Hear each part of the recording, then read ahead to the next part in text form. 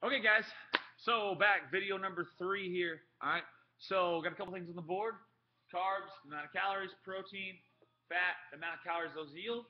We also have a resting metabolic rate here too as well for an individual that we chose.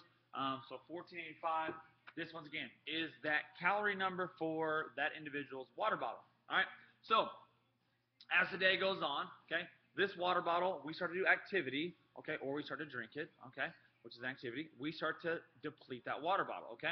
So now if, let's say you woke up and you didn't do a single thing all day, you didn't take a single drink of water, well then there would be no reason, okay? This right here would be a slow calorie burn throughout the whole entire day, which is not a huge reason to like intake any more calories than this, okay? So ideally, we never want to go below this, okay, because that is our water bottle, once again, for too long of a period, can start to deplete us if we can get too low, and then we can get below, and like I said, bad things can happen, okay? So some people, this number is what I consider, like I said, the resting metabolic rate. Now, some of you guys will have to add some calories to that because you're working out with me once a day, maybe doing cardio on your own a second day, if you're doing anything extra. If you have a job that's super demanding where you're running around, I have a couple people that are in construction or, a couple guys that do some different things. If you're moving around a lot, this number probably is going to have to go up a little bit, okay? But for the sake of this individual here, we're going to leave that number where it's at, okay? And we're going to determine the numbers off of that, all right? So we have that stuff there, calories there. Once again, MyFitnessPal is huge to use. Now we're going to talk about cycling our carbs, okay? So concept that we're using here, okay? Average everyday Americans, okay, are eating very similar to this, okay? Okay, so this is probably pretty generous too. This is their protein intake, this is their fat intake, and this is their carb intake, okay? So you can see that, all right? So you can see that, and usually this protein intake is probably even less than that. This is, like I said, the average American diet. Very low protein, lots of carbs, lots of fat. Let's think about some food items. A Big Mac from McDonald's is the easiest one everybody can think of. A Big Mac from McDonald's. There's very thin patties, not a lot of meat to it, but man, they got a huge bun. They got 3 buns actually in it. They've got mac sauce and all kinds of grease. So lots of carbs, lots of fat, very little protein, okay?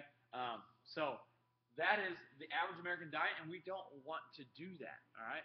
That is going to cause not only weight gain, but it's going to cause what I consider hard weight loss, like pounds, okay? Now, this concept here does not just apply to dirty foods, okay? Dirty foods being McDonald's and things like that, okay? So clean foods can be the exact same way. People all the time are doing great things. They're taking bananas and they're eating bananas and they love them. I'm not a big fan of bananas, you guys know, but people always think bananas are healthy. But what is the best thing that goes with the banana? The best thing that goes with the banana is peanut butter. Peanut butter and bananas, that's fantastic. Peanut butter and bananas is lots of carbs, okay? And then there's lots of fat from the peanut butter, and the peanut butter yields very little protein, to be honest. And so, once again, we're in this exact same boat, okay? The macros themselves look exactly like that, right? So we won't even get away from that, okay? So if you're doing that and you're mixing those items together, okay, understandable. Once again, quality of food, no big deals that we were focusing on. So those are still quality items. Now we're focused on quantities and these numbers, okay? So what we want to do instead, okay, is we have 2 options. We have 2 routes to go. The route everybody knows is like an Atkins diet where it's high protein, okay? Now the downside to that is high protein, okay, over a long period of time, once again, not healthy for us. We still got to have some fats in there. We still got to have some good fats in there or some carbs in there somewhere. So you have 2 options. Option 1, you hear a lot of times us talk about it. It's called a no day. This is probably one of the toughest days when we first start off, but ones that be one of the most beneficial days for us. Okay, so this no day is no carbs is what we're considering. Okay, so your carbs, okay, would be here. Okay, your protein is here, and your fat is here too. Okay, now we're not going to do no carbs at all completely. Okay, that's extremely impossible. Okay, you could pull it off, but it's going to be really hard. Okay, so you're going to get carbs from real small things. Avocados carry carbs in them. Your protein shakes carry carbs in them. Okay, so there's other things that you're eating that carry carbs in them. Okay, so that's why we still have this little bitty number down here. You're also going to eat greens. Greens have carbs. Okay, they're fibrous carbs. Once again, unlimited amount of greens is a great thing. Nothing wrong with that. All right. So you're going to have carbs. We call it a no-carb day because what you're not having is you're not having starch carbs.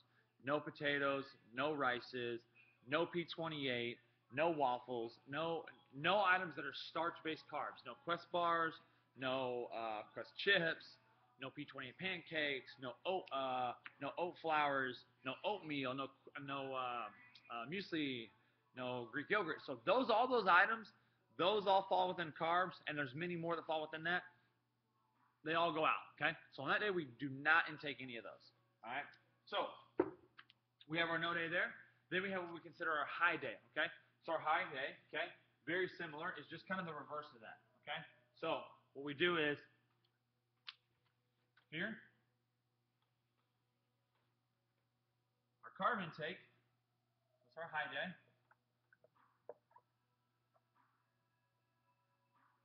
That's the carbs.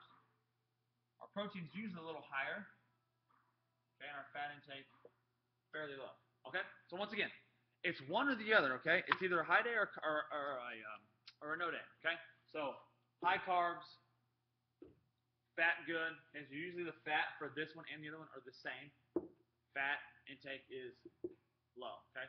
Carbs, protein, very low fat to no fat. The fat you're still going to get in there is going to come from things like your meats. Some of your meats are going to have a little bit of fat in them, but red meats are going out the window. Avocados, no peanut butter, no coconut oils, no oils at all, no dressings that are oil-based. I mean, you're talking about cutting out a lot of fatty items, okay? So this is where it's really important to have the MyFitnessPal app to be looking at nutrition labels all the time, okay? So that right there is part 3 there for you guys. All right, so come back to part 4. Part 4, we're going to talk about what are these numbers that are associated with these calorie intakes, okay?